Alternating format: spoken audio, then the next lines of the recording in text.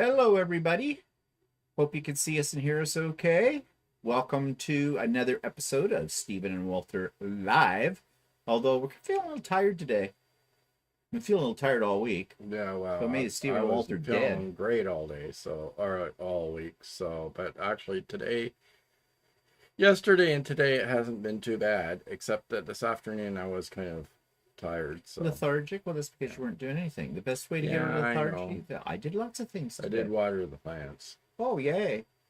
There's excitement. Well, so who's all here? So Gail is here, and Jeannie, and M. And Laura is here. Laura's had a few days in Ottawa, so it's still standing, is it, Laura? And Pamela's here. Cheryl, Donna. So welcome to you all. Patsy's here from Mississippi, and Suzanne is here. And Suzanne says she can see and hear both of us, so that is a good thing.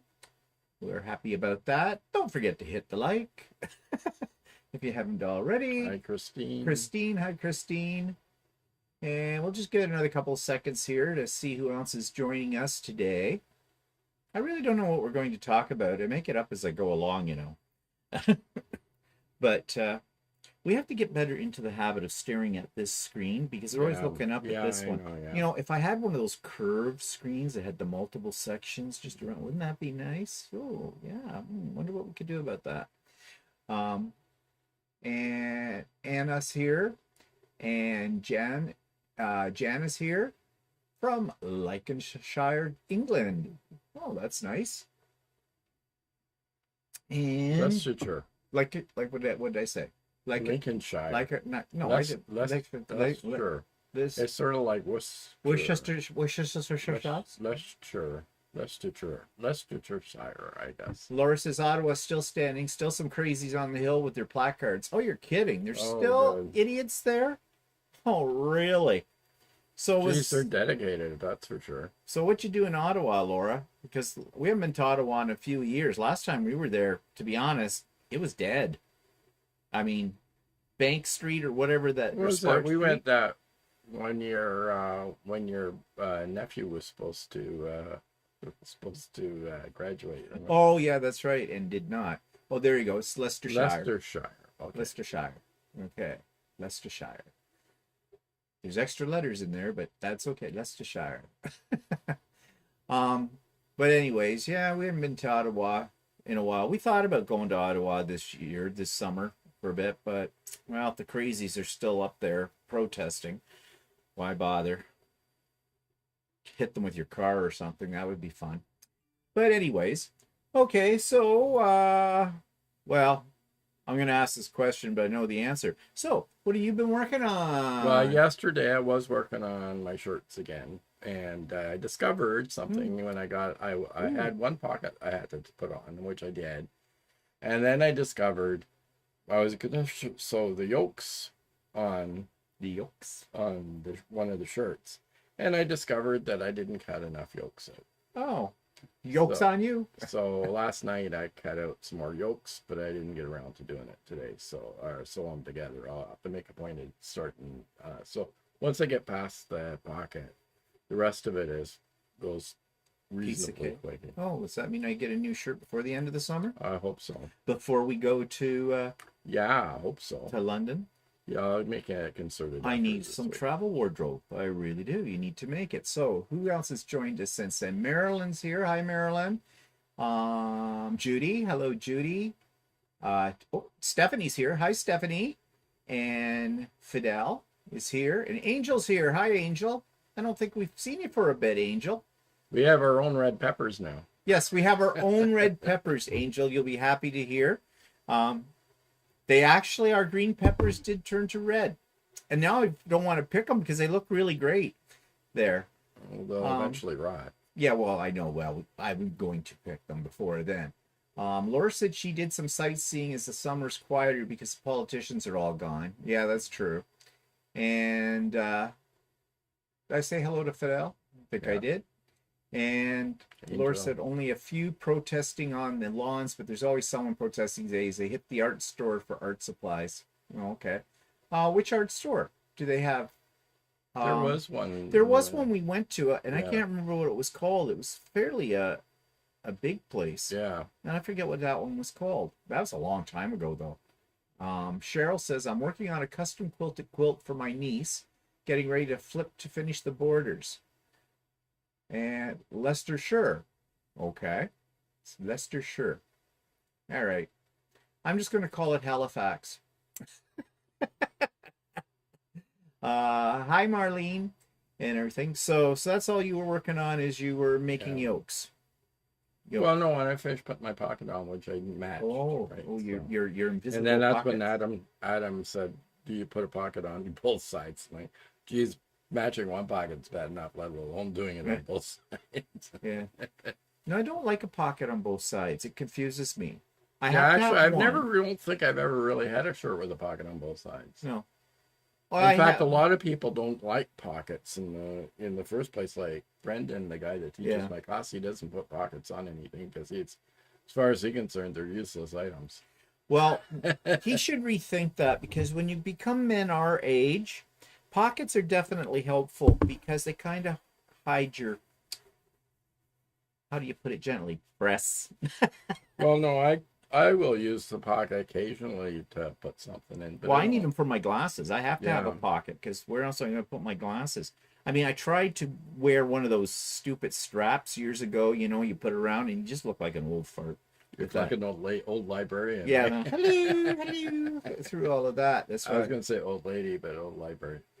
Okay, so we're getting a lot of lessons here on this Leicestershire.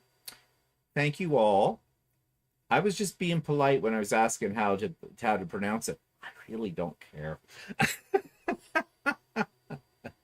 Yeah, try and say the place where we live if you don't live in this area, if you're not Canadian, okay? Yeah, Oshawa.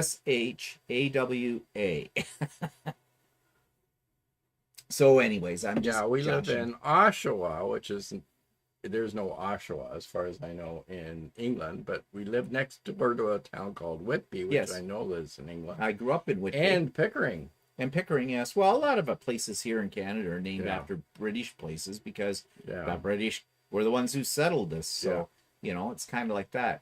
Halifax, UK is 100 miles from... Okay, I was being funny. Okay, people, is it going to be that kind of day? Is my humor too subtle?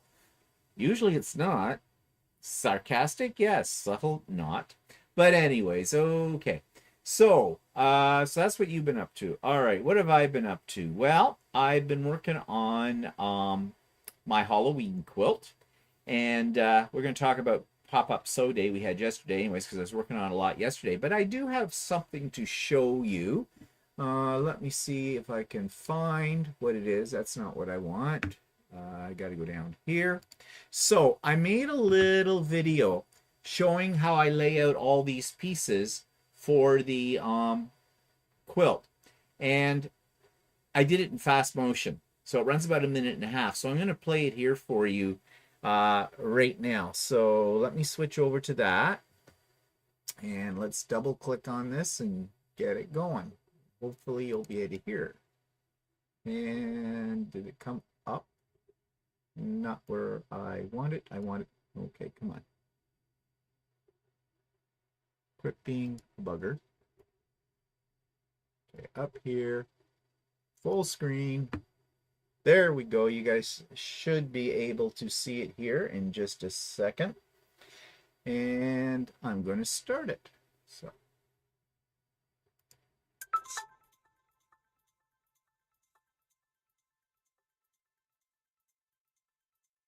Full screen. There we go. You guys should be able to see it here in just a second.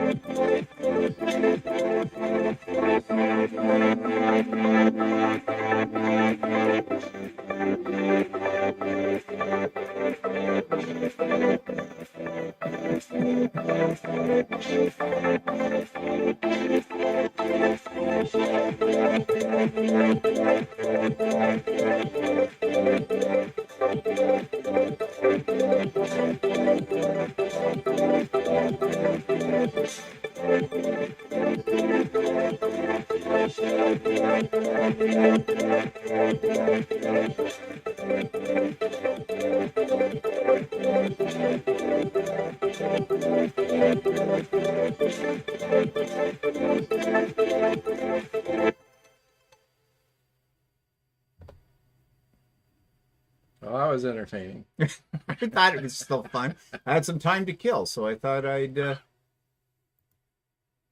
play with my editing program there. I've never done anything in fast forward.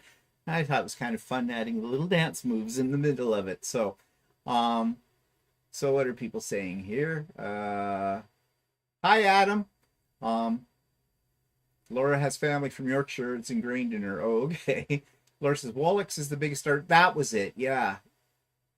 Yeah, that's the one that we went to, I think, that time. My bats, yeah. And oh, Donna's here. From Handmade by Ian. Right behind today, but finally caught you guys live. Stephen, they are spooky cute. Love it. If only we all worked in warp speed. Yeah, I know, Donna, that would be get a lot of things done, right?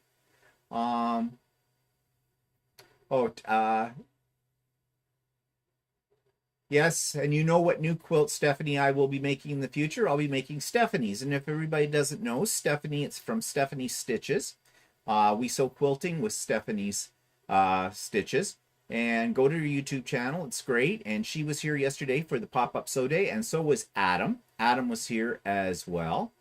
Thanks, Patsy.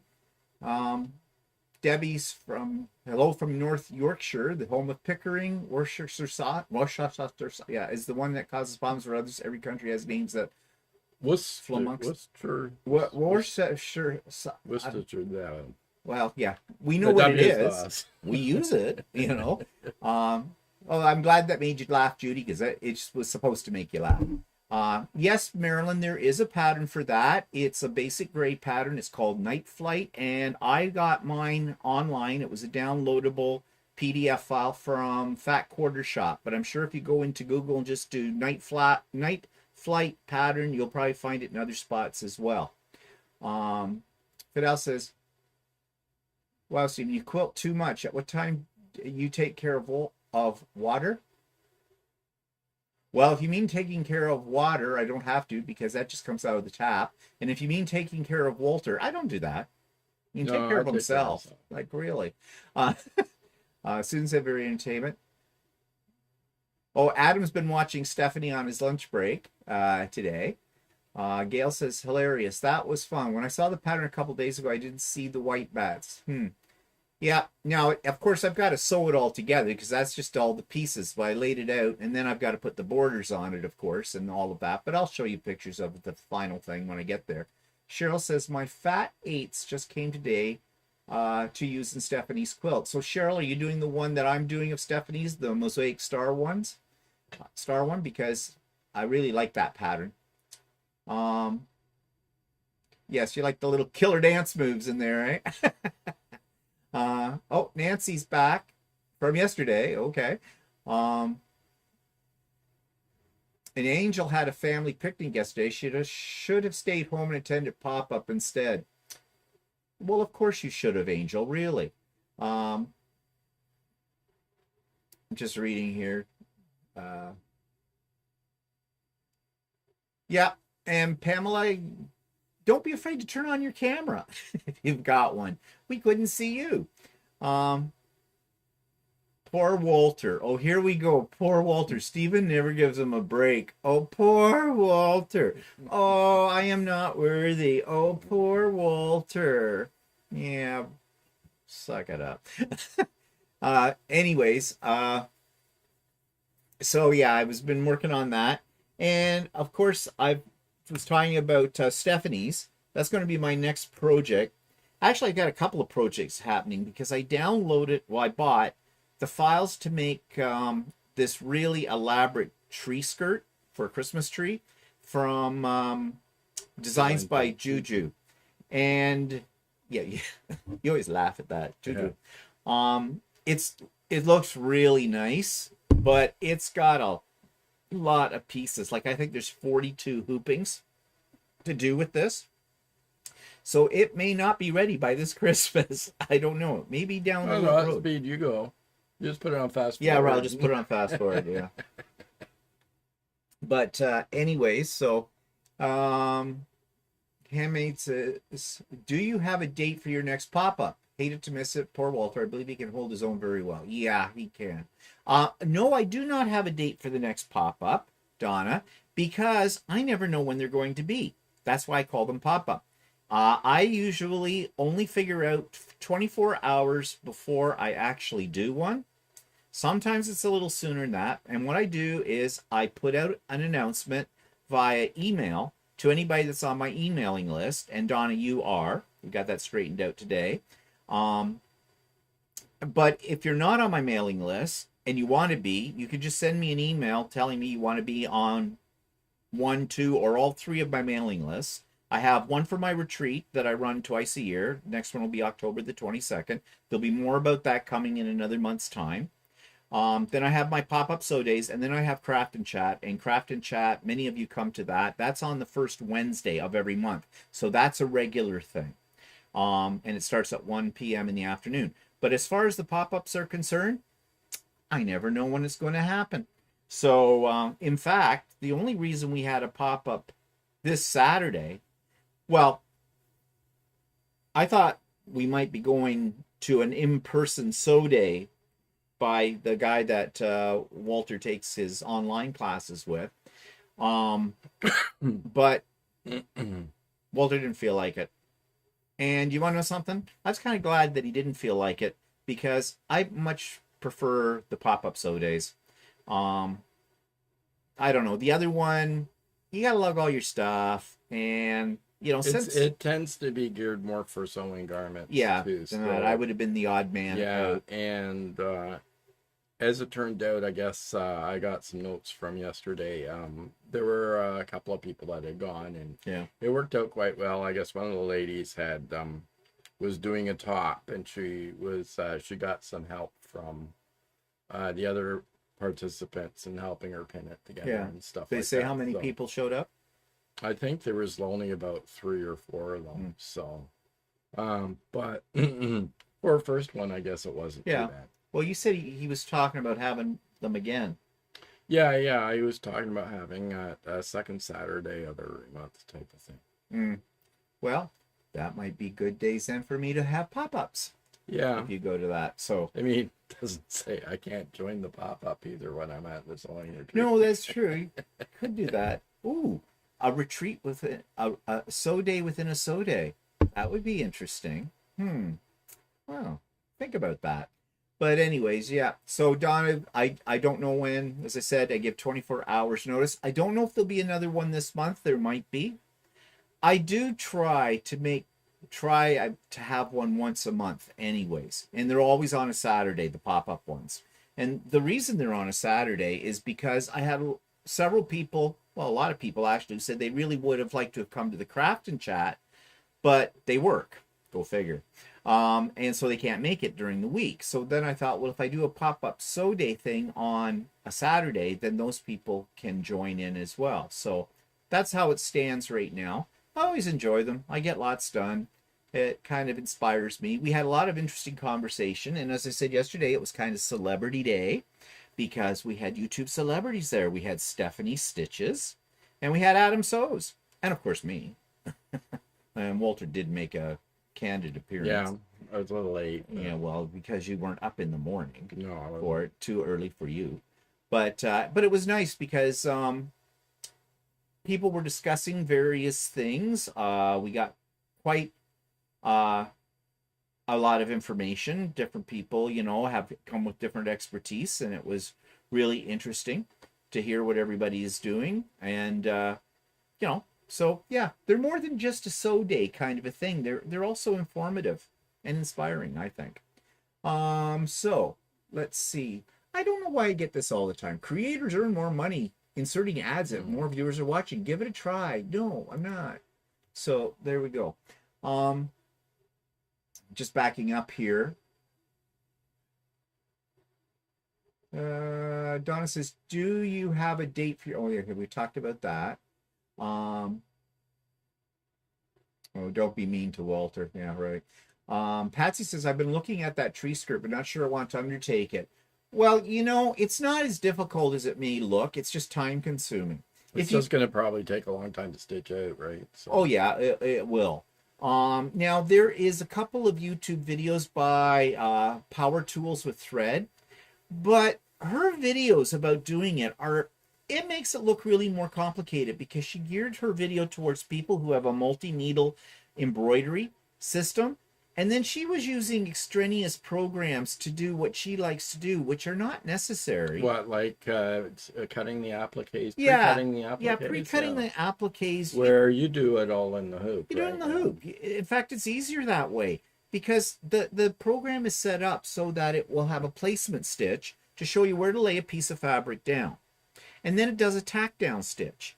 And then all you do is you take a pair of like applique scissors, the duckbill scissors, and you just clip right along that stitch line all the way around. And it's really easy because if you pull a little bit on your fabric, it actually will separate from the stitch line. It makes a nice clean cut. And, you know, rather than pre-cutting your applique pieces and trying to lay them down, and I can guarantee you, at least I've tried that method, and it's more work than it's worth. And she talked about using digital software. She was using it partially to set up her machine, her system, but she was doing other things with it. None of those things were necessary. And the reason I went and watched it, I mean, I've done In the Hoop many, many times, and it's all done the same way, basically. But one of the people that were on yesterday, I don't think Eddie's here today, but one of the guys on there, he just got an embroidery machine, and he was talking about seeing this video, and he was utterly confused and scared to even try something. He said she was talking about things on there I've never heard of before. And so I looked at the video and watched it, and yeah, if you're a beginner, it'll just scare the crap right out of you. I mean, I don't recommend this particular project for a rank beginner, but for somebody who's done a couple of things already, maybe smaller projects within the hoop applique, no problem, you can handle it. And it does come with extensive instructions that you print out. Now, it's 95 pages long, okay, but that includes color charts. And that was another question that Eddie asked yesterday. He said, well, what do you do when you don't have those colors in your embroidery thread? And I said, you pick whatever colors you want to use. Yeah, I know. Like, I mean, I use a type of thread that isn't really, doesn't have like an associated map or anything. And all I do is I try and look up the color and try and decide, okay, what color do I have that looks sort of like that? I might use it. Or even I've done patterns before where I don't really like the colors they have on the pattern, and I choose my own. Yeah. And yeah, it's once you've done a couple of small pieces, you can do any of them. They're good. And if you get it from a reputable company like Designs by Juju, Sweet Pea, OESD, those ones always have lots of very good instructions with them as well. And especially with Juju, Designs by Juju, one thing I like about theirs is, and why it's so long, the instructions, is because there's a picture at every step of the way. So that's what uses up a lot of space in the instructions. But that's really helps because, you know, if you're a visual learner, like I tend to be, that's really a godsend. Yes, Donna, Adam Sews does have a link. If you go to his YouTube channel, just do a search in YouTube for Adam Sews. And I believe Adam's website is also adamsews.com. Adam, you're on here. You can correct me if I've got that wrong. I'm sorry that I can't have those things instantaneously come up like some people do on lives. I don't have a moderator to do that kind of stuff. I'm it. So, you know, by the time I find all that stuff and throw it up. But it's easy to find Adam's YouTube channel and his website. Just put in Adam Sews in Google. You will find it. I'm just looking here. Somebody's asking if I'm feeling better. Are you? Yeah, I am. Actually, I'm feeling a lot better than I was earlier, earlier this week. I I don't was, know. You feel about the same to me. uh, Yeah. yeah, I am. I was really, really, really tired. When you get that feeling where you just feel sick. Well, I don't feel like that anymore. But I do have a little bit of a residual cough, and I'm still a bit sneezy. Ew, Sneezy. That's one of the seven dwarfs, isn't it? Sneezy. Then there's Dopey, Droopy, Sleepy. No, I'm sleepy. Yeah. you're the whole bed. You're the whole ball of wax, aren't you? So what's this? Pamela's working on an In the Hoop project thanks to me. Okay. I hope that's a good thing. Angel says your schedule's been so stupid busy lately. I haven't even been inside a fabric store in months. My wallet's almost feeling neglected. Well, you're saving some money, Yeah, Angel. I'm sure. Yeah, but then again, you're saving up enough money to go in and have a real blast. Marlene says you had an in the hoop bed throw with flowers. What happened to it? Just loved it. No, I think she's Yes. maybe referring to that wall hanging behind you with the flowers on it. Oh, maybe that's it. You see just over by Walter's head, it's peeking out there. Is that the one you're talking about? That was an in the hoop applique, um, and then Pamela says, "Is the project on the door behind you an in the hoop piece?" If you mean, yeah, well, both of them, all three that you can see there are all in the hoop Yeah. ones. The one that's hanging on the actual door. Yeah, That I'm one. trying to get a finger here. Yeah, that one. That is called, that's a New York Beauty. It's just a wall hanging size, but that was all completely done in the hoop as well. I And really there's, like doing in the hoop. and there's the one with the doors. That one. Yeah, that one was an in the hoop. That's an in the hoop Yeah. applique too. And then that one was the one with the flowers, the one Yeah. behind my head. And then there's actually a Halloween one over there. Orange one that's hanging on the Yeah. wall. Yeah. That was all in the hoop too. And I've got several ones that are in my Christmas stash of ones that I pull out every year at Christmas and hang up on the walls that are in the hoop designs too. And those ones were fairly elaborate. They take a long time to do. What's this? Ron Cleveley says Walter's the grumpy dwarf. Yeah, I go with you on that one, Ron. Yep, I would say so. Patsy says Anita Good Design also has good and in-depth instructions also. Yes, Anita Good Design does. The only problem with Anita Good Design patterns are they are very, very expensive, I have found. Now, mind you, having said that, some of those pieces you're seeing up there, they weren't cheap either for the files for them. So I suppose it's all relative. Hi, Kathy. Oh, there you go, Adam. You got a new subscriber. And Pamela says New York Beauty. I need to find that. I think. Okay, well, Pamela, if you go, I think I got that one from OESD, which is Embroidery Online. It's called Embroidery Online, and just go into they have a search engine. You can just do a search for New York Beauty, and you should be able to find it. And actually, it looks really complicated, but you do it in quarter sections. And then the quarter sections form together to make the whole circle, but you can lay them out in any way you want. So you don't necessarily have to lay it out like I did. And you can make it as big as you want too. I decided just to go for that size. So, it's all a question of how much time you got. Donna says, Adam, feel free to check mine out as well if you get time. Yes, and so if any of you don't know Donna's YouTube channel, it is right there. Just do a search for Handmade by Ying with Donna, and you'll find it too. And she has some great interviews. In fact, Donna's interviewing Walter and I next month as well. And it'll be interesting because it'll be the first time that the two of us together have been interviewed on something. Well, it'll only be the second time that I've been interviewed. So, but anyways, Am says, just subscribed. I will deep dive in my lunch breaks. Gives you something to do, doesn't it? Bonbon Manel. Hi guys, took a break for a while, but howdy. Yeah, we haven't seen you in a while, Bumble. Question, have you heard of or used Edge to Edge for quilting? It's been a bit. What embroidery machine are you using? Last time I was on, you replaced your 15,000. Yeah, it's been a while. I'm using the 550E. Walter also has a 550E. This is Janome.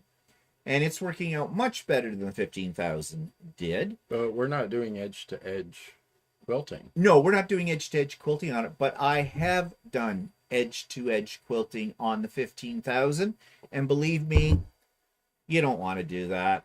I don't care what anybody says. Okay? Trying to do long arm quilting using an embroidery machine is, unless it's something no bigger than a baby quilt or a table runner or a placemat, don't even think about it. These companies that sell the embroidery machines, especially the elaborate ones now, like the Brother has and that Janomi's new M17 and all that, they try to tote those as being replacements. They don't come right out and say it, but they are suggesting if you can't afford a long arm machine, then this is the next best thing. Get yourself an embroidery machine. Or if you don't have a space for a long Yeah. arm machine. No, you can't. Well, okay, let me qualify that. Yeah, you can do edge to edge on it. But here's your problem. You've got to do multiple hoopings.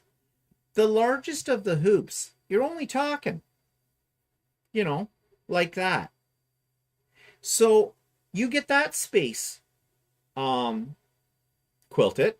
Then you've got to take your hoop apart. You've got to move your quilt over. You've got to get it all sandwiched down again. You've got to figure out where you left off. And guess what?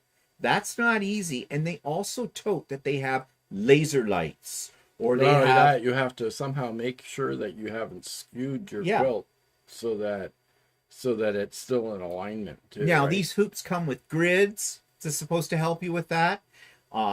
Dime Designs in Machine Embroidery actually has some sort of a light bulb that gives off crosshair light on top of it. Brothers or something have or little projectors and little stickies that you can put in spots. It's all supposed to help you line it all up so it will be perfect. No, it will not be, because the one thing they don't tell you about is your quilt's going to shrink. Everybody knows that. If you quilt with a domestic machine, or if you even quilt with a long arm, your quilt shrinks. It doesn't stay in the same spot. Exactly. Now, with something like a long arm machine, it's easier to line things up, and especially if you've got a computerized system, it does it for you. But that's a long arm. If you're doing it on a domestic machine, well, you are the computer. And you're not fussing around with hoops. You're just trying to get it underneath, your throat and line it up from there. And people will mark their quilts for that kind of thing. They'll use friction pens. I don't recommend it. Or chalk or pouncers and stencils and all kinds of things like that. But an embroidery machine, no. You will be cursing yourself. Ask me how I know. I have a whole video somewhere on the Idiot Quilter where I showed you. And at the time I made that video, I was really excited at the beginning of it, saying, oh, this is cool. I really like this. By the time I was done, I said, no more. Not going to do it. So what's everybody saying here? Oh, Dawn's here. Hi, Dawn from Oklahoma. It's your first time? Well, welcome. We'll be gentle with you. Stephanie says, I can't imagine how long it would take to long arm a large quilt on an embroidery machine. Yeah, the other problem you're going to have is it can pop out of your hoop. Now, this is the other thing. Magnetic hoops. They're all the rage. Everybody talks about magnetic hoops. Well, all the people who sell them talk about magnetic hoops. We have one. I have one of the dime ones. And Dime claimed that the magnets are so strong that you have to watch it. Even comes with a warning that you could get your fingers pinched between it. No, they are not. We've got one. Walter ordered one. Waited months to get it. I waited months to get it, and I was disappointed. And it cost a lot of money. It cost like about $300, didn't it? Yeah. And no, piece of useless crap. Now, it might be okay if you're anchoring down a single piece of fabric. But a quilt? No way. And in fact, Dime's even created things so it doesn't get caught on your quilt, doesn't get caught on the edge of your throat on your embroidery machine, there should be a warning sign right there. If they have to make extra little devices to and saying this will make your life easier, well, wait, you told me the magnetic hoop was going to make my life easier. Now you have these add-ons. So I'm sorry. Maybe somebody out there has had great luck and absolutely love it. But if you watch videos, when people do it, they're not all being honest about it. They're not putting a full-size quilt on it and showing you from beginning to end. They're using something small. In some cases, it's not even a quilt. They've made up a mock sandwich, and they're only showing you little bits and pieces. Actually, if you want to see a real honest review about something like that, check out April, what's she call her website? Some of you probably know who I'm talking about. April's in the name of it, and I can't think of it right now. She did a video some time ago where she was trying to quilt a quilt on her embroidery machine, and that is a really honest video.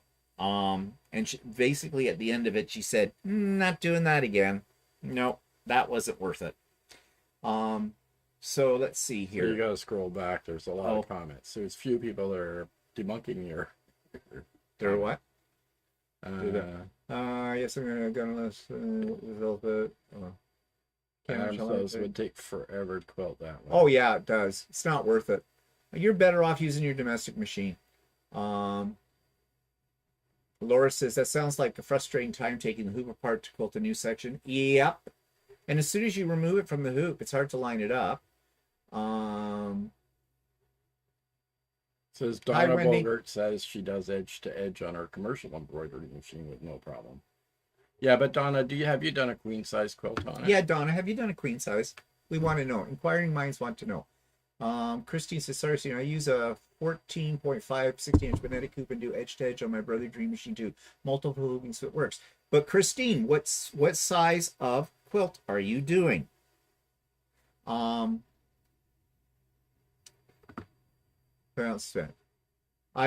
Teresa says she bought the Baby Lock Solaris Baby Lock Armor. It's very difficult for anything bigger than a baby quilt. Okay, there's an honest answer. Yeah,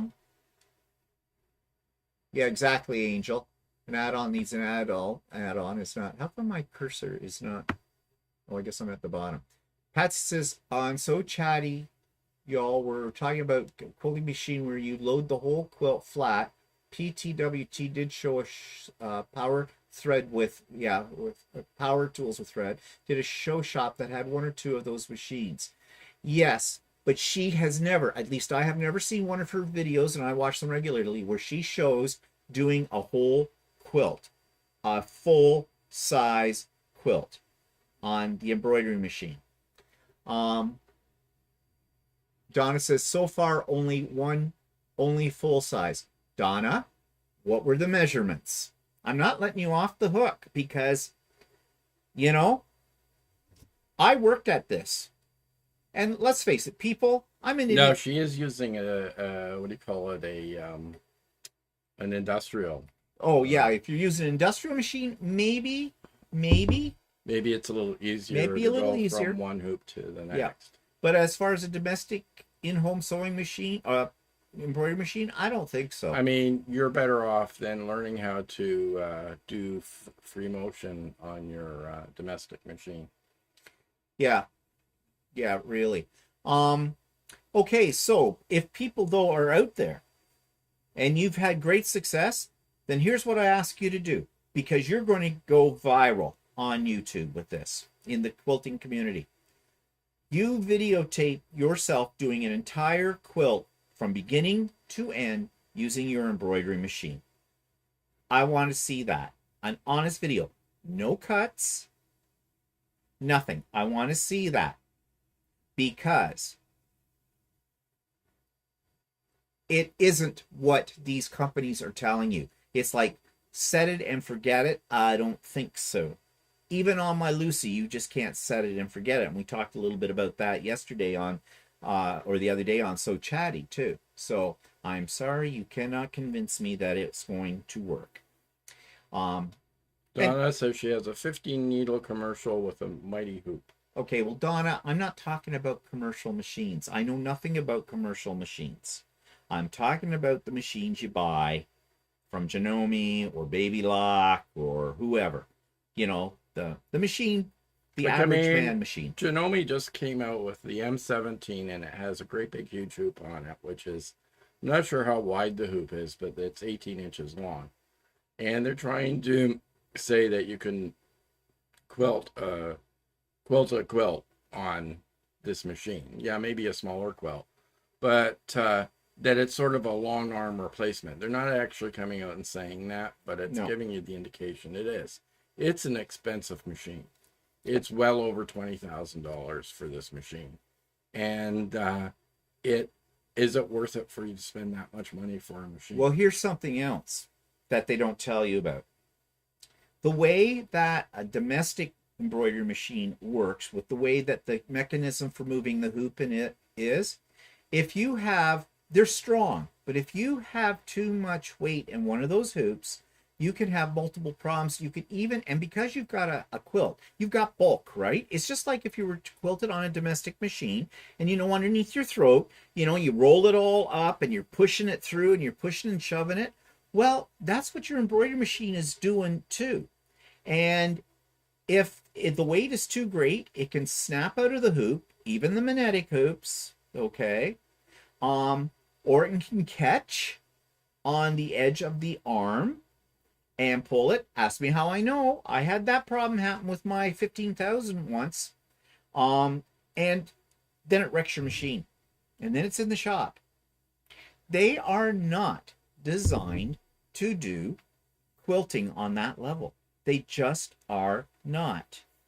I mean, you could. I mean, you'd probably be better off getting one of those smaller frames or whatever that they have with the smaller. You don't have room for a long arm, and you'd still have to adjust it to move the stuff from one side to the other. But it's better than, I think, if you were trying to quilt on one of those on one of the embroidery machines. Yeah. Oh, hi, Lawayne. Welcome. Donna says she'd never try on a single needle. No. Yeah. I mean, like I said, I cannot speak to commercial machines. And that's the other thing. Power tools with thread, she is often using, when she's doing this, she's using her 10 needle machine, which basically is an industrial machine kind of thing there. And maybe that's easier. Probably the quilt hangs differently on those as well, because you don't have the bulk isn't No. underneath the throat or something like that. And that's the other thing I found with my 15,000, the design of it. The bar for the 15,000 isn't like the machine that I've got here, the 550, where, you know, most machines, the bar goes across and slides out from the machine, or is at the other end.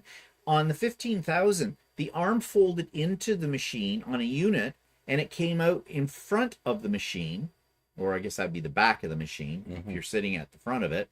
And so your quilt would actually sit on this arm, and this arm was somewhat suspended. It was on a hinge. And so there'd be this much space between the bottom of that arm and your tabletop. So your quilt was putting pressure on that arm. And that's not a good thing with that. And it was because with ordinary embroidery, with your hoops, that worked fine. Because the way the hoops attached to it, they were also being supported by the arm, but they weren't anywhere near as heavy as a quilt. So yeah, just so many things that could go wrong. And I wanted it to work. Believe me, I am not criticizing this off the top of my head. No, I experienced it. I tried everything to make it actually work. And then eventually, during, I think it was during one of your quilting sessions on it, that your machine screwed up so bad that you had to have it taken in. Yeah. And then the machine never did work. Never worked properly again. Yeah. No. Yeah. So no, I wouldn't try it again. No way. Adam so says, I've seen the new Janome and it is grotesque. It's grotesque price too. 16,000 pounds. Yes. In Canada, it's retailing at 26,000, although you can get a little bit cheaper I think our local store is selling it for 23,500. And somebody out west said at a store out there, and this was a lady who runs the Quilter's Way.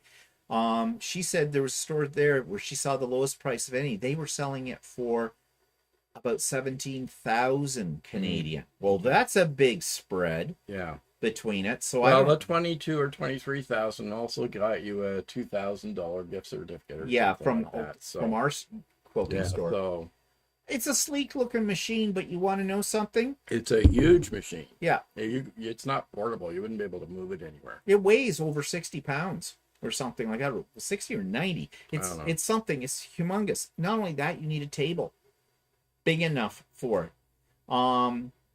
Because I mean, my embroidery machine takes up enough space as it is now, but this one, I've seen them. I've actually been and seen one in the store, and they are huge. Oh, they're cool. Yeah, to look at. But you know, they're just an M7, a Janome M7 attached to an embroidery thing, and they've got a big hoop. That's what they told. Well, and they also have a big what do you call it, LCD screen on it. Well, yeah, that's all this. Yeah. That's all the buzzers and bells. Yeah. Kind of Adam so says he saw the Janome. It's grotesque, he said, in a grotesque price, which is true. I believe that too. I think it's way too expensive. Adam says it must be 1.25 meters or 1.4 meters wide too. Yeah, it's really big, and they made it that. But you know what it is? That there's pieces you put together.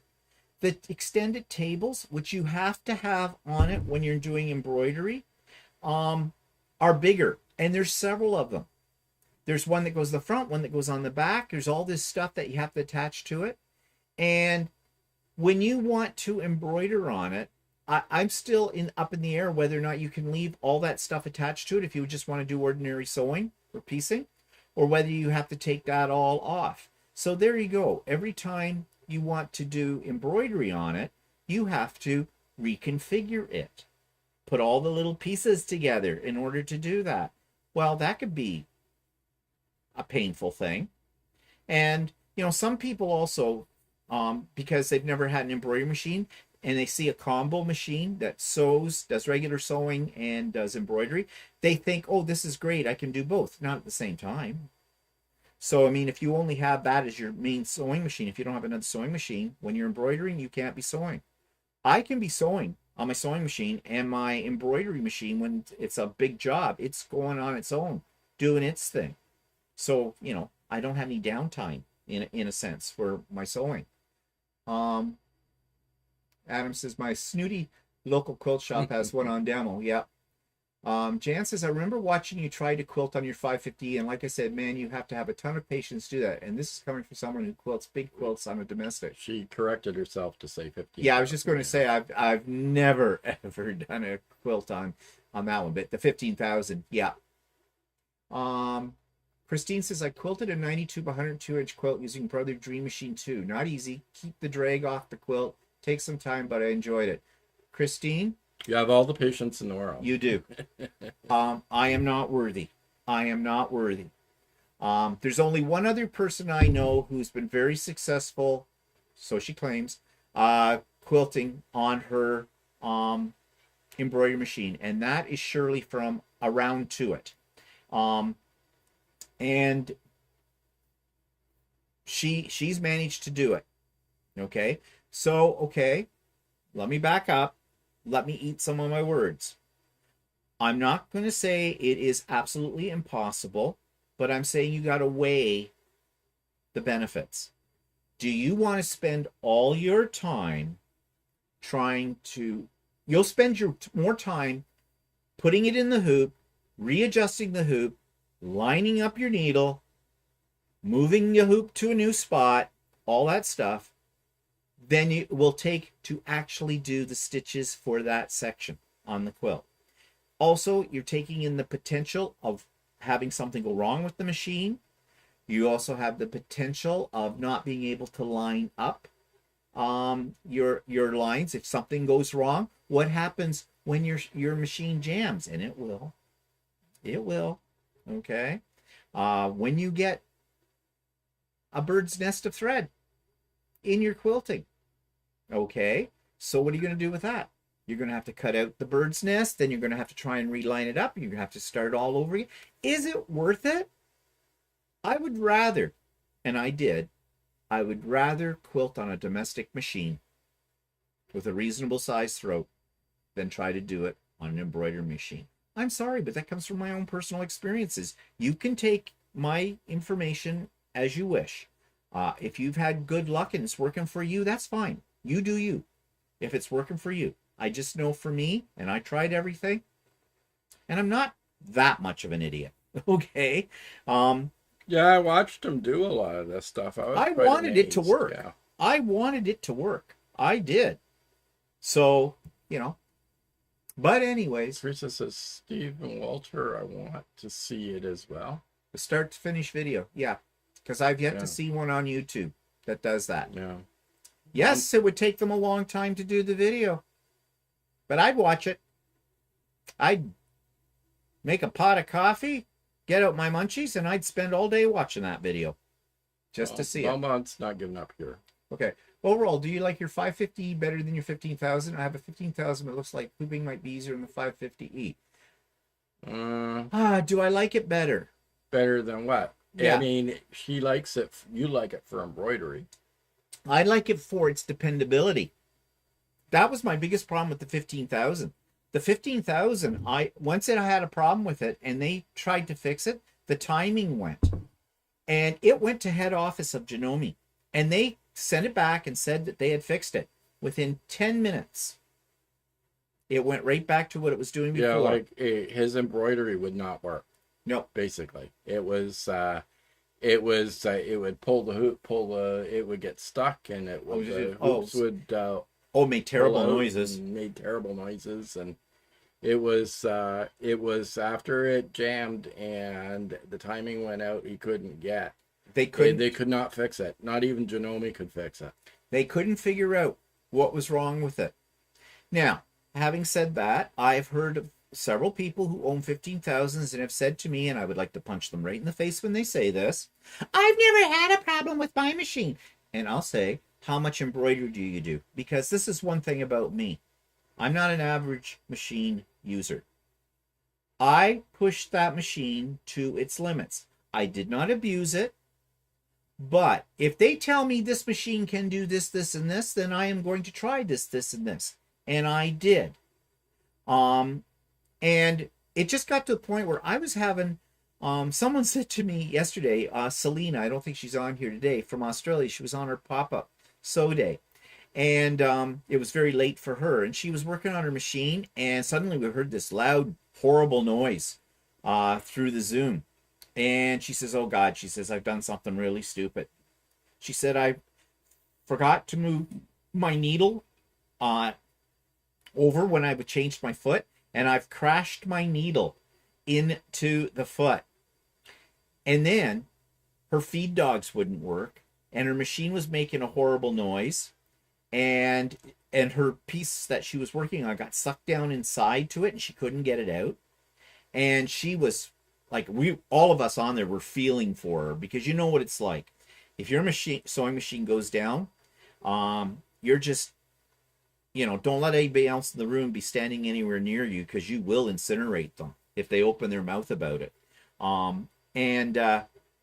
So she finally, somebody said on there, I think it was Jeannie. Jeannie's here today. I think Jeannie said to her, well, turn it off and turn it back on.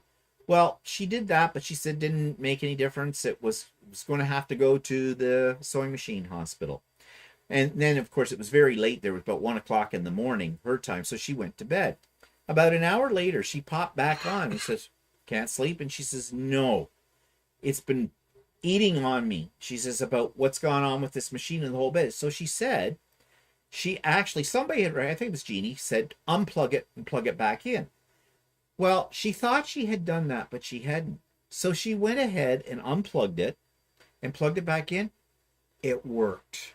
Everything was fine. She, of course, had to replace her needle, but it worked. It rebooted itself. Okay, something got, screwed up in the computer program in it and whatnot. So, we're really relieved with her. But I think we've all been there where we've had that horrible feeling that something's gone wrong. We're not sure why it went wrong, and were very frustrated, and you just tense up. It's stressful.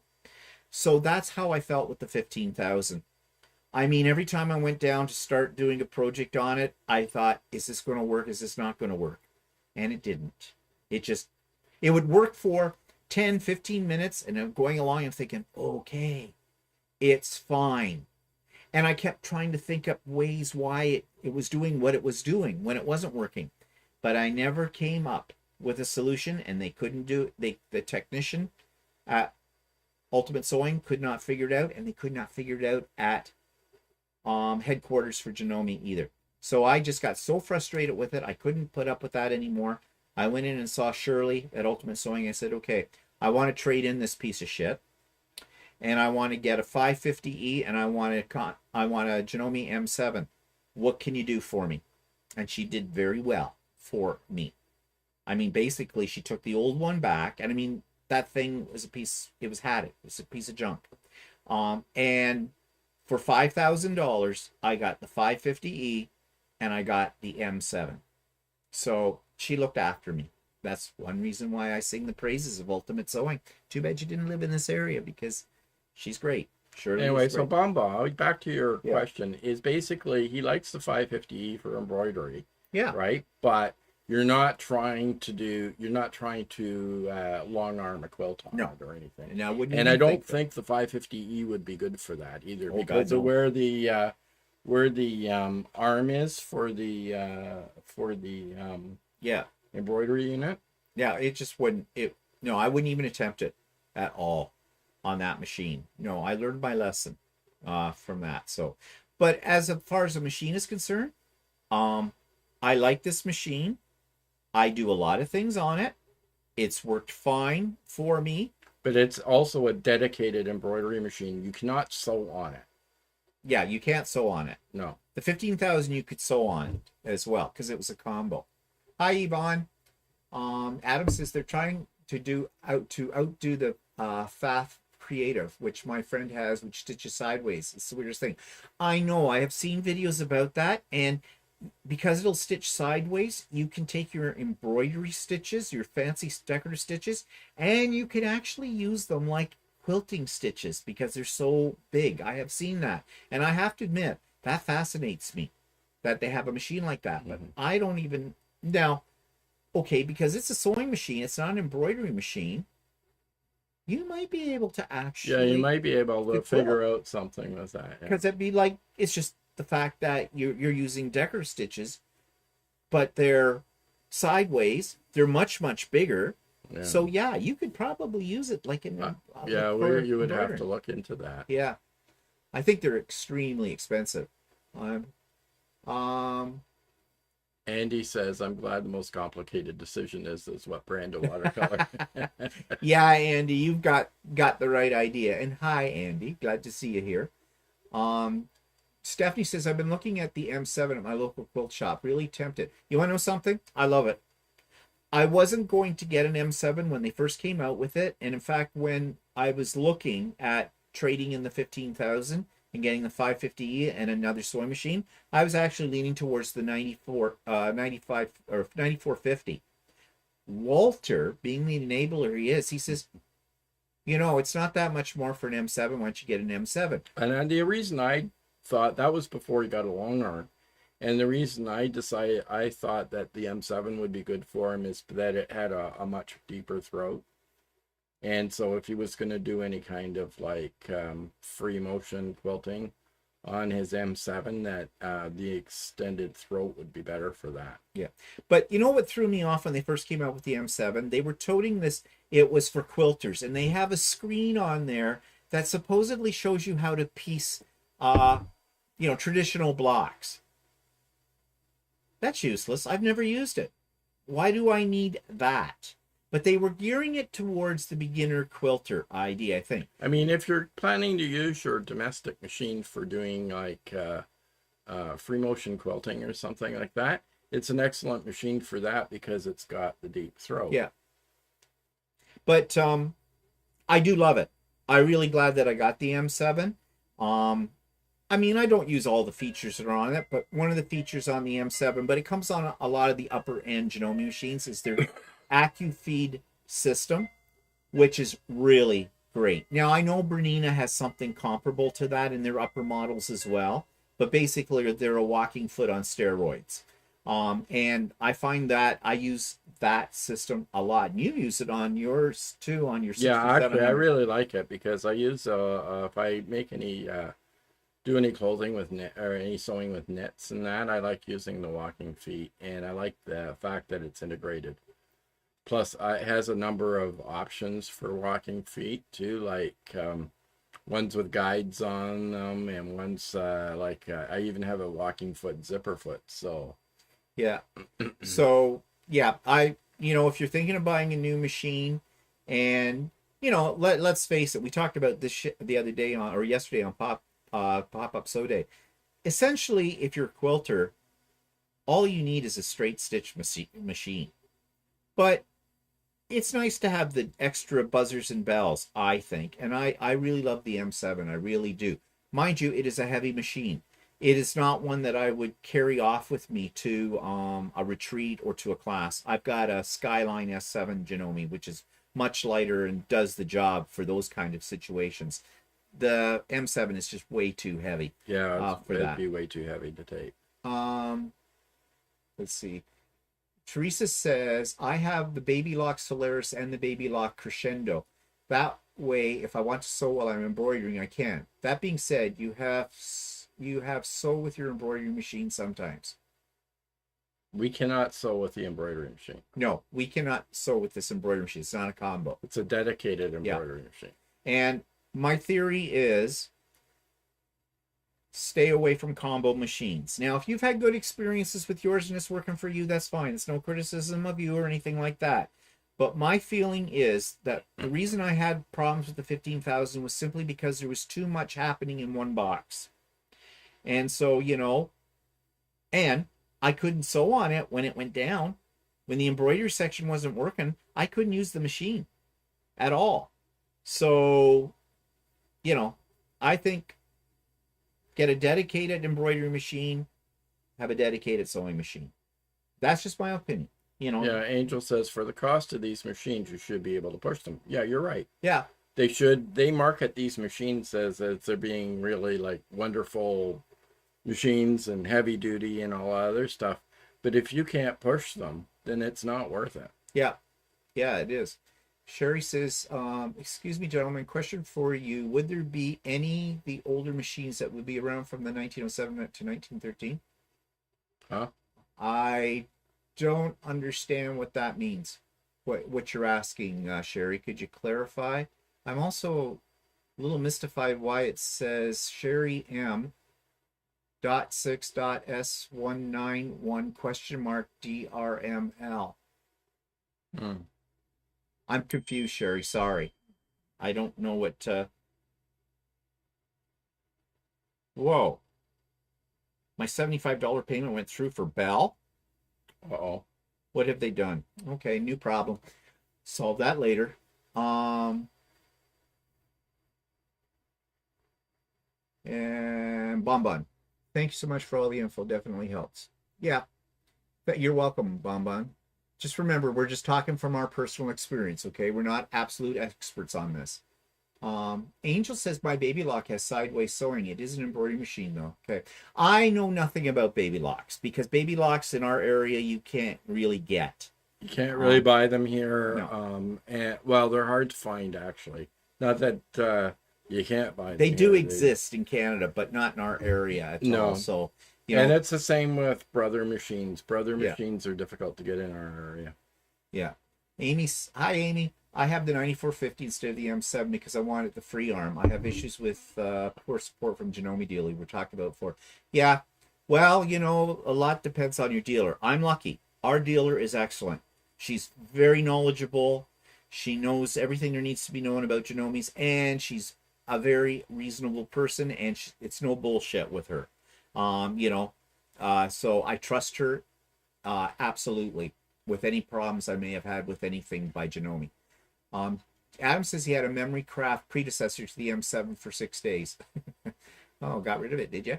Well, you're a Bernina guy, though, aren't you, Adam? You drank the Kool-Aid. Yeah. I've never been a fan of multi-use machines, Andy says. They seem to end up being questionable for any use.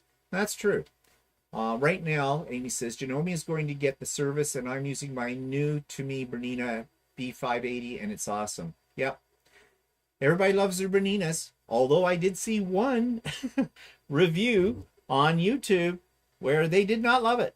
So, and I thought, okay. I've got nothing against Bernina.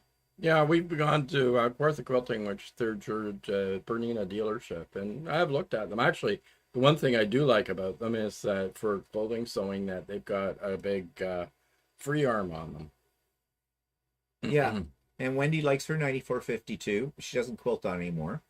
The 9450 actually, to me, is like the 15,000 without the embroidery unit. Yeah. Adam says, oh, have you seen the Janome combo sewing overlocker? Oh my, friend's mom has one. It's got an overlocker on the other end, and you spin it around, and it does a 3-thread overlock. Have you seen that? No, if this is a new one, I haven't seen that. I know our Janome dealer was not too thrilled with the combo overlocker machines, but I don't know if that's what that is. I'd have to take a look. Oh, Sherry says she's a theoretical scientist, a sophomore in applied mathematics, plus computer architecture. You're the first ones that have ever caught that. I'm impressed. Well, to be honest, Sherry, I caught it because I thought you might have been a nut job that we had to kick off. But no, yes, whatever. Laura says, can you get an industrial style embroidery machine from a regular dealer, or is there a special order from the manufacturer? Well, I know that our dealer, she does have a 7-needle Janome. Is it 7 or 4? Yeah, Janome only has a 4-needle and a 7-needle that you can get. It's not really an industrial. Well, I don't really consider that an industrial machine. I think industrial embroidery machines, I would think, are more like 10 or 15 needle ones that are probably better. And Dana says she loves her Husqvarna Diamond combination embroidery and sewing, no problems even after 23 years. And Anna says, I will stick with my heavy duty Singer. Well, you want to know something? The older machines, I think, were built better. Yeah. Than they are today. But isn't that the same with any appliance? Like a refrigerator lasts you maybe 7 years if you're lucky anymore, kind of a thing. So yeah. Like the industrial embroidery machines I've looked at before, but they're usually quite big and bulky, and they're and you need the space. Yeah, and they're quite expensive. Yeah. Now, I would love one with multiple needles, because once it's all threaded up and you've got your thing, you're doing there, you're not, one of the things it takes with a domestic embroidery machine is you can only do one color of thread at a time, and you're rethreading it for every color change. And that's what really eats up your time. Yeah. It's not the actual embroidery itself. It's more of the time it takes you to have to, okay, I got to thread another thread in here. I got to stop, do that, and back and forth. Whereas with an industrial machine with multiple needles, well, you don't have to do it as often, right? And if you planned it right, you could probably get away with all 7 colors and not have to, on whatever the design is. Sammy says, the best sewing girlfriend did not like the Bernina. She got a baby lock instead.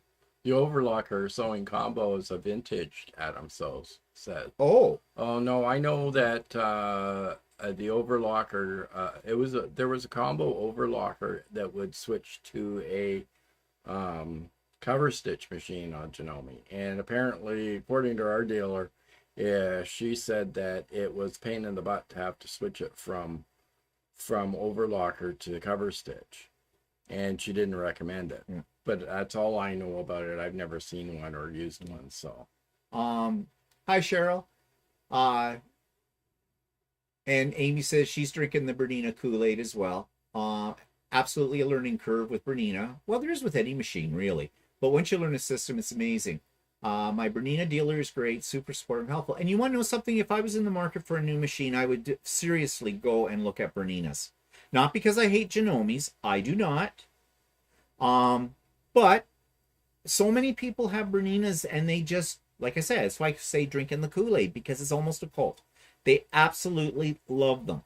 And we do have a dealer not far from us. And we've looked at their machines, but we've never played with one. I'm afraid to, because then I'll go, oh, I want one of these. And no, I've got a good machine now as it is.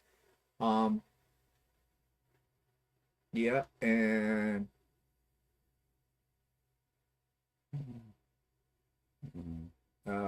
Sherry says, I'm 64 years of age, a retired knuckle dragger, worked as a private contractor for 32 years until I was 59. Head injury. Now I have TBI. I use voice activated only. Thank you. My friend's just an old cowboy.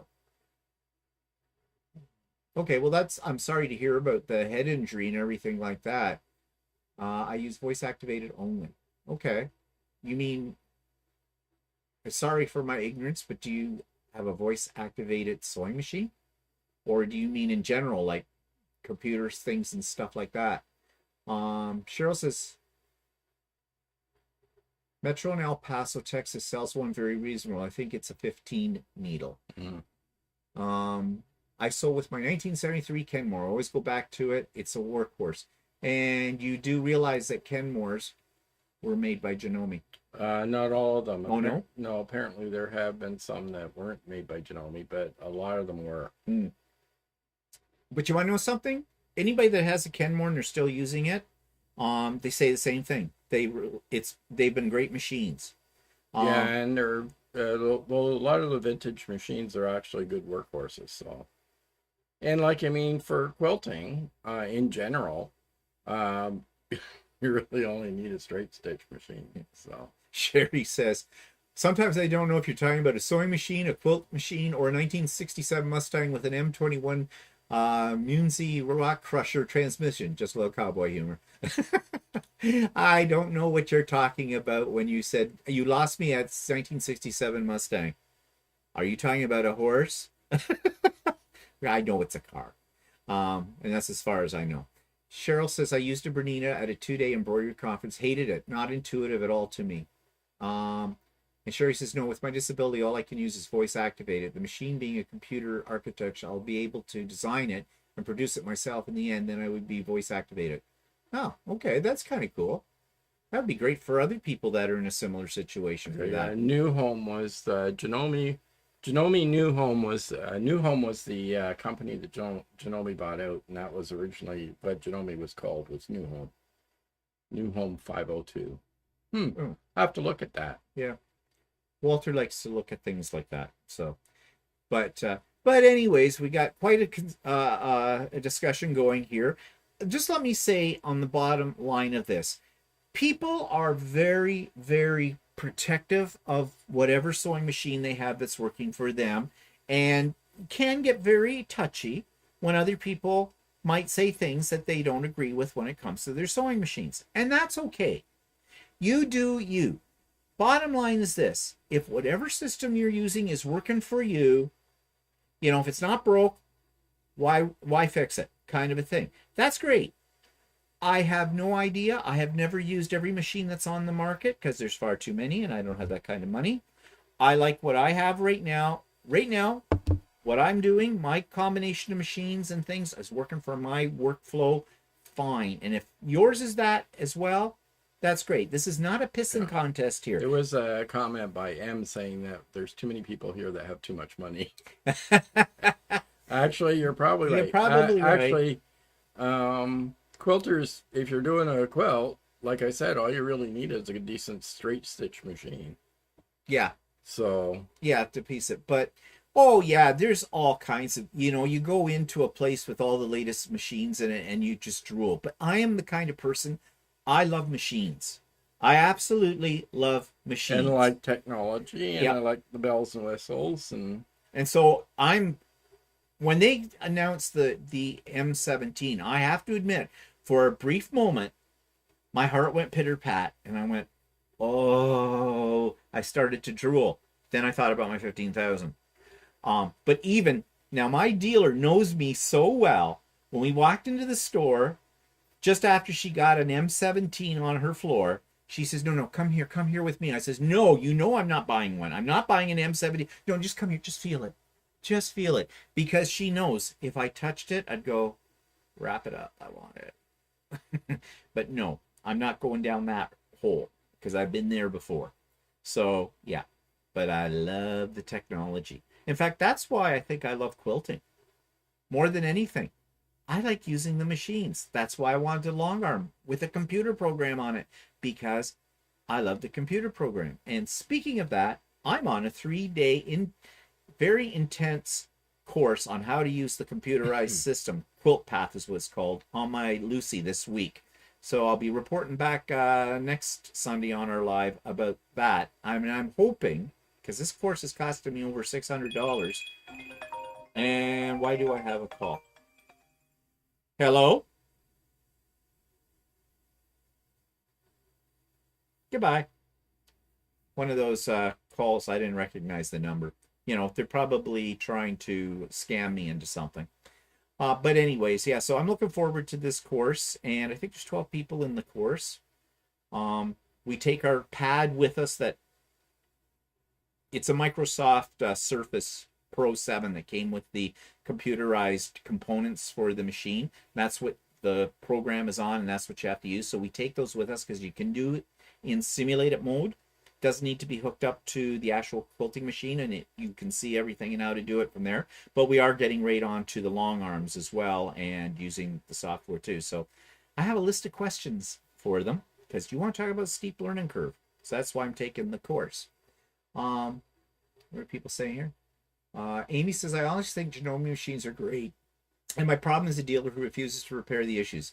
If he was better at customer service, I would have stayed loyal to Janome. The thing that'll piss you off more than anything with any dealer are these words. Oh, user error.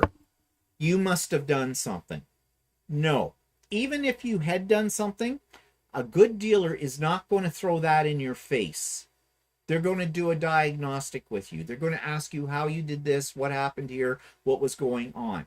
They're not just going to throw it back at you. And, you know, I would not support any dealer that's like that. Unfortunately, they're like used car salesmen, some of them. Finding a decent one might be more difficult. I lucked out. I absolutely lucked out. There's no two ways about it. Scrunchions, thanks for the reminder, Judy. I always forget on lives. Laura says, but the same can be said about those of us who paint. I sure don't use Crayola, baby. We are all willing to spend money for good products and tools. Well, yeah. Yeah, like, okay, let's talk about anything. You get what you pay for. When you're dealing with these kind of tech things, in most cases, you know, the more you spend, as long as it's a reputable company, you know, you're going to get a higher quality machine. Or you get more features. Or you get more features. But you're going to, generally speaking, you're going to get better quality parts and things like that. Generally. It could happen that you got the lemon. I don't know. Sherry says, here's what I tell my students in robotics. Start with the basics of what you both need. One needs the mechanical gear section, that is his. One needs electronic section, that is his. Write it down. Okay, I'm just translating. So you're saying basically learn the basics, get the basics, and then move your way up? That's the way I'm interpreting that. Yeah, exactly, Teresa. That's what I'm saying. Andy says, maybe the call was from a scammer trying to sell you a brand new long arm. You want to know something? That's not an impossibility. Sad to say. Pamela says, I can't wait to hear what you have to say about your classes. That will be great. Yeah, well, I've got a lot of questions. You know, the worst people in a class to teach to are teachers. We're horrible students. We really are. So we'll see. We ask too many questions. Teresa says, I always wait for things to get a couple of years old or all bugs if they are out and the price is less. Yeah, true. Yeah, that's true. I'm waiting to see what Janome says in like next spring. I mean, depending on how the sales have been going on this M17. And the other thing is, I've already heard that there's some quirks with it, some bugs. I've heard some people complaining about a few things about them and where they've had to take them back in for repair. So I wouldn't doubt that there's probably something they'll come out with an upgrade to the firmware or something like that. You know, companies with a computer in it, you always get that, don't you? Um, Don says, "Hi Don, just printed out the schematics for my Juki TL20100 2010Q. I'd rather fix it myself." Yeah, I would like to learn how to fix sewing machines. And I actually looked online to see where I can take classes for that. Well, there's none really in the area, and then there's some that are online. But I think you really need, I think that's one thing you can't learn necessarily well online. I think you need to have your hands on top of a machine and getting right in there with it. No, the interpretation is you design it yourself. You both have the understanding of the mechanical and the understanding of the electrical procedure, and design what you would want, not what they want. Oh, okay. Yeah, I see. Um, uh, Stephanie says, Quilt Path does have a steep learning curve. Took me a bit. I had some words for it when I first started, but now that I have it down, I know, Stephanie. I had words with mine too, a couple of times, but that's why I'm taking the course, as well. So, yep. But it's a high end thing, right? And it's extremely complicated. So you don't learn it overnight. Kind of a And deal. software sometimes has its idiosyncrasies that don't necessarily make sense. So. Yeah. Yeah. So that's why I'm taking the course. Go to learn all that stuff. So we both had the monkeypox shot on Monday, and we had reactions. Well, it's hard for me to say because, Yeah, I because was you sick were to already, begin with. you So. think you were already sick, so that was a good thing. But I did, okay, don't laugh, but my feet broke out with little smallpox. No, They you weren't, had but hives. They were gone. well, Walter says they were hives, but they're gone now, and they were itchy, whatever. And I did feel a little dragged out, the first 24 hours afterwards, like a little tired from it all. But that's over with. We've had it, so that's good. And yeah. Well, one thing I want to clarify, because I did upset a few people on my rant on my vlog at the beginning of the week, where I talked about the medical community and I kind of sliced doctors in the throat. I don't apologize for that, because what I said I meant. Okay? I don't trust doctors in this modern age. Now, I have not had a bad experience with my doctor personally. She's been pretty good.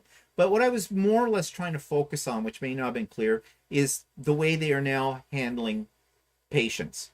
Basically, from our experience, our doctor, if you've got anything, first of all, Walter had to see the doctor, but he did it by telephone.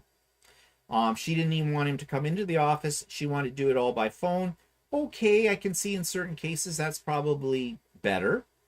That's probably a leftover from COVID. Well, leftover from COVID. We're still going through COVID and that kind of stuff. So I get that part of it. But what she does, and what a lot of doctors do, is they keep referring you to specialists.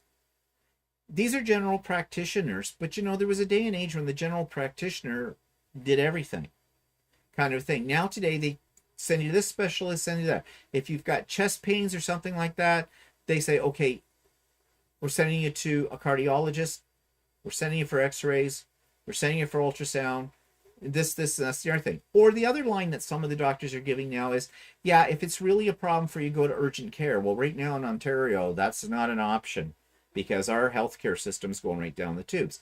But I think a few people thought that I was not being very respectful to the medical community. I didn't mean it that way, but I did. It came from my personal experiences and from what I've been reading, what I'm seeing here in my area. Okay, I just want to qualify that. I was not cutting up nurses. The frontline workers have been beaten into the ground, at least here in our area, but I think all over the place. And our government has been complete assholes to our nurses and to our hospital workers and everybody in there, to the point where they're putting our health system into a crisis situation.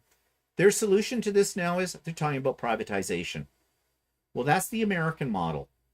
And one thing that we've been very proud of as Canadians is that we have universal health care. And very few things do we pay for. I mean, it comes out of our taxes, yes. And that is very upsetting to think that this asshole that we have as a premier is even suggesting it. Now, they have been put under criticism for making that comment. The healthcare minister did.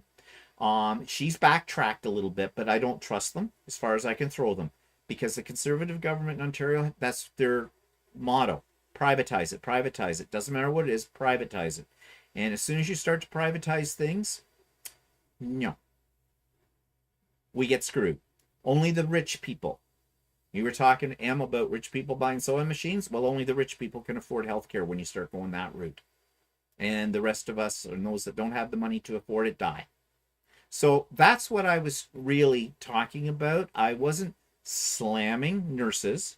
I was slamming some doctors who are doing, basically they were whining about the fact that for every hour they saw a patient, they did 2 hours of paperwork. I get it. However, they don't see a patient for an hour. So who are we kidding here? You spend more time in a waiting room than you do in getting to see a doctor. Anyways, I do stand behind what I said. I don't apologize for it. I'm just sorry that maybe some people took it the wrong way, because that wasn't necessarily the way that I meant it. And that's the end of that discussion, and I'm not going to discuss it any further. Just to answer Laura here. Laura says, is monkeypox a true vaccine, or do you need a booster? Wow. Actually, it is technically a 2-dose vaccine. And in Ontario, they're giving the first dose and not the second yet. So we don't know when or if that will come. And didn't you hear something yesterday or today, something about that they're not even sure if the vaccine they're giving us Yeah, works? I did read something that the vaccine that they're giving for the monkeypox right now is not sure. It's not been clinically tested to see if it actually is effective against monkeypox. They're just guessing that it is. Yeah. All they've done is the company has seen, supposedly, from what I've read, that it is providing an immune response, but they haven't been able to test it properly. Yeah. Teresa says that her dad got shingles after the shot. Interesting. I have had shingles, a mild case of it, but that was many years ago. But I did get a bad reaction after the shot, but it wasn't shingles. So yeah, and Nancy, hi Nancy. Amy says, I'm with you on the doctor medical stuff. It took me over 7 years to find doctors that would listen to me and finally get diagnosis. I have a lot of respect for doctors and nurses that are there to help. It's the ones that don't listen I have issues with. Yeah, I agree with you, Amy. It may be just a few bad apples who are just in the profession for the money and the sense of, I'm a doctor, because in our society, we tend to, people who are in that kind of profession, we tend to, worship to a point, only because they know more than we do about our own health, supposedly. But anyways, I'm not going to get into the whole discussion. I did my rant. That's over with. So I'm going to leave it at that. Pamela, it's the first time here. Oh, welcome to one of your lives. I love it. I'm from Queensland, Australia. Well, we've been there, Pamela. We love Australia. Everybody knows that about us. Kathy says, I've also never heard them explain who is considered high risk, only that those who are high risk should get shots. Yeah. Well, technically, according to our government, we're not really on the high risk list, but they'll give you a shot if you want one. So yeah. We decided to want one. We decided to beat the rush because you know what happened with COVID? They didn't have enough vaccines. They ran out. The system here in Ontario for booking one was a piece of shit. And we just thought we'd avoid all of that heartache over, like learn from the past. Not that the government has learned from the past. And then something really scary. You said polio. There's been some cases of polio. Apparently polio. Now they're talking about testing the wastewater in Canada for both polio and monkeypox. So I mean, what's happening to us? These are all diseases that they told us were eradicated. Yeah, they're not. Someone said yesterday on the pop-up that she wanted to, no, it was in the Discourse server, said that back when her son was born in 1970, she went to the doctor. She wanted him to be vaccinated for polio. And they said, no, we won't give you the shot. You don't need it. And she said, well, I want it. It says, no, it's been eradicated. and they wouldn't. Her son never got a polio shot. You know, if you're in my age group, we got all those shots when we were kids. That was just standard routine. Well, Yeah, apparently there's been a polio case in New York, and I think there's been a few elsewhere as well. and Pamela says the healthcare system in Queensland's going down the bend too. So yeah, it seems to be.